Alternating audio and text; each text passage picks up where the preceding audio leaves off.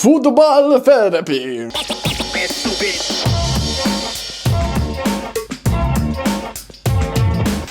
Hello friends, what's going on? Welcome back to Football Therapy with me, your host, Jan. That's right, Jan, me. Hope you're doing well, really do hope that, and welcome back to Chelsea News, the daily series here on Football Therapy, where I see what's being said around Chelsea, giving you my opinion, more importantly asking for yours. Lots to get into today. Injuries, injury news, Chelsea, big, wicked, superb squad riddled with injury. I'm going to talk about said injured players who could be expected back. What are we going to do in the meantime? I'm talking Trevor Chalobah, N'Golo Kante, Jorginho, Reece James, Kovacic. There's loads. It's going to be okay though. We're going to get through it together. We're going to talk about Saul Niguez as well. Oh, that's going to be interesting. Settle in, get comfortable. Do consider subscribing if you're new to the channel. Drop a like if you want to show some sweet love and support. And I'm delighted to inform you guys this video is brought to you by Manscaped. That's right, Christmas is coming. You have the opportunity to get some wonderful grooming gear for any gentleman in your lives, friends or family, and I can offer you a superb deal. Just check out these products first. Let's see what we got here. Your balls will thank you. Ooh la la, the new Manscaped shaver. All the shaver accessories. Just a couple of the classics, ball toner and ball deodorant. You got the old Manscaped boxer shorts. Beautiful wash bag. The Manscaped Refined Cologne, which I'm wearing right now and smells great. The infamous Weed Whacker for those nose and ear hairs, gentlemen. And finally, I'm sure you've got some already, but ball wipes. Ding! Loads of fun. Why wouldn't you want to give those as Christmas presents? And you have the opportunity now to get 20% off and free shipping with my code THERAPY.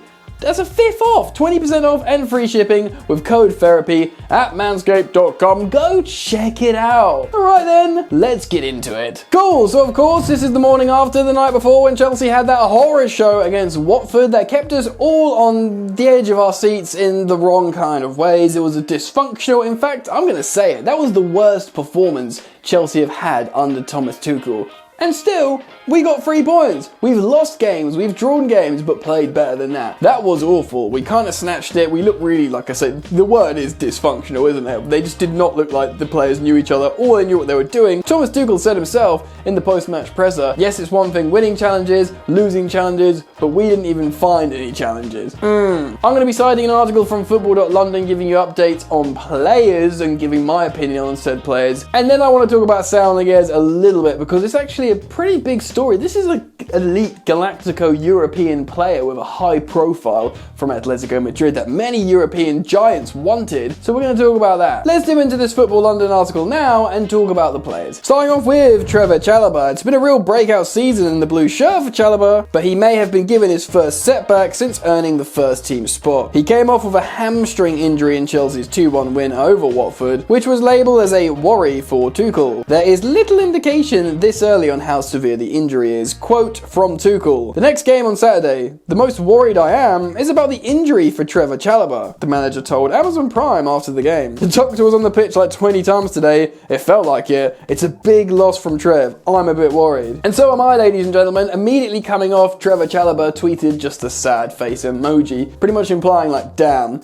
this isn't good. Things were going so well for me, and now a hamstring injury. And the truth is, Chelsea's I don't even want to say good fortune because we've worked really hard under a good manager with a good squad. Bad fortune's coming in, I suppose, because the defenders have problems in perhaps not signing new deals, most notably in Antonio Rudiger and Andreas Christensen, where there looks to be new problems with Christensen. We all kind of assume that Cesar Azpilicueta and Thiago Silva will both just sign 12-month extensions. But there's been a sort of shining light of, well, Trevor Chalobah's just signed a new deal. Trevor Chalobah's come out of nowhere. Trevor Chalobah's been absolutely amazing. And in a time where you need him to keep that spot, and he's been playing very well, to get a hamstring injury going into this festive period, into December when there's like 1,000 games, you need your form players and you need your young, strong, fit and fast players, and that's pretty much Trevor Chalobah down to a T. So fingers crossed, touch wood, whatever you want to do, but hopefully this is just maybe a little bit of a pulled hamstring, not a tear, and we'll just hopefully we see him back sooner rather than later. N'Golo Kante, Mateo Kovacic and Ben Chilwell. The Chelsea trio were all definitely ruled out for the match against Watford on Wednesday, and Saturday looks as though it could be too for a couple of them. Chilwell is a long-term injury, suffering an issue with his anterior cruciate ligament, and is expected to be out for at least 6 weeks. Yeah, we all know the situation with Ben Chilwell, and the 6 weeks is the next scan when they go, will he need surgery or not? So for the moment, we hope he comes back quickly, but in our heads, we have to learn to live without Ben Chilwell. Mateo Kovacic. Kovacic has been out with a hamstring issue he picked up in training back in October, and he's yet to make the squad since. Yeah, this one's really, really weird, and people forget, and I keep trying to remind people how important Mateo Kovacic is, how good Mateo Kovacic was at the beginning of this season. He's always been very good at what he does generally, but he's bringing in these goals and assists and high-octane creativity. We've missed him, man, and it's still sort of this peculiar injury that we don't know much about. Like, oh, he's done his hamstring, but we've got no idea when he's going to return, and there's been no indication of what's going on with his injury. So again, we wish him back ASAP and raise eyebrows to the situation with Mateo Kovacic. N'Golo Kante. Kante was not involved midweek after picking up a knee injury against Juventus in the Champions League, which sidelined him for the Manchester United and Watford game. Yeah, hopefully N'Golo Kante is back for West Ham, because that's the kind of game when you're going to really need a sort of high-level performer like N'Golo Kante back on the pitch, especially with how our midfield had looked in probably both Manchester United and the Watford game, of course, most notably the Watford game. We really are going to need N'Golo Kante back, because if he's back in that midfield, you can probably put him next to a sort of, Ruben Loftus-Cheek or a Jorginho and feel so much better. If Kante's in there, we're happy. Timo Werner, Jorginho and Reece James. All three players were subject to late assessments before the trip to Watford, with Jorginho and Werner making the bench, but James missing out. Werner had just been out with a month-long injury, and though he has appeared since, the slight knock he had picked up may see some hesitancy to drop him back into the squad so quickly. Also, we could probably safely assume that Timo Werner's recent form in the game he was given against Manchester United, was it Man United? When he just couldn't score goals and he just didn't look good down the middle, you can understand why Havertz has come in over Timo Werner in terms of form. Jorginho did not make an appearance from the bench, but was deemed fit enough to make the squad, while James didn't, and it will still be a doubt in the all-London affair. Again, Jorginho, really, really important to Chelsea. One of those games that makes you realise how important he is.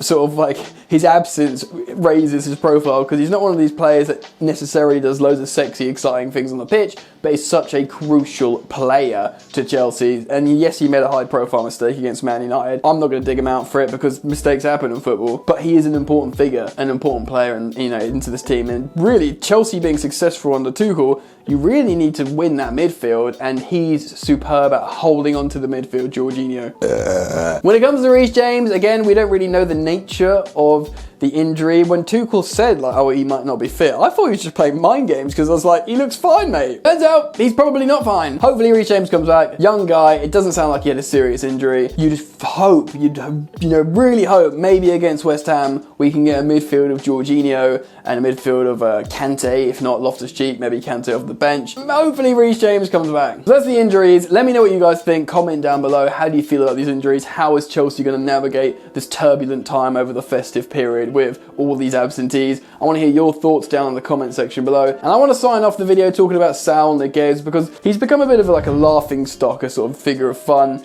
or a figure of profound concern for Chelsea fans, which makes sense. But he was such a highly rated player for years in Europe, playing, when he was playing in his prime at Atletico Madrid. And I kind of want to remind people that Tuchel himself said he's a player that he's been fighting for years. So he's not just some random player that was dropped in like an Atletico Madrid reject. But an interesting point that I heard on the Football Ramble podcast from Andy Brassel, who's a European football expert, he spoke on this, and he spoke quite well and sort of highlighted the situation. Saul has got great pedigree and he's a great player. Or this is what he's been recognised as in recent years. But prior to coming to Chelsea, I know he was being played out of position, and there's context to that at Atletico Madrid, but generally his form had dropped. His form had dropped off, so he wasn't playing at the level that got him that level of notoriety. And when your form has dropped and you're out of form, you don't come to the climate of the Premier League of all places to play yourself into form. Do you know what I mean? You got to do that, and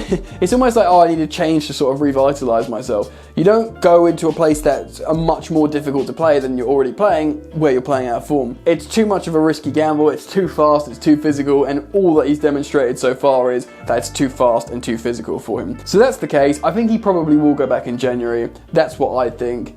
Tuchel himself said in the press conference after the game yesterday, I don't know where he goes from here.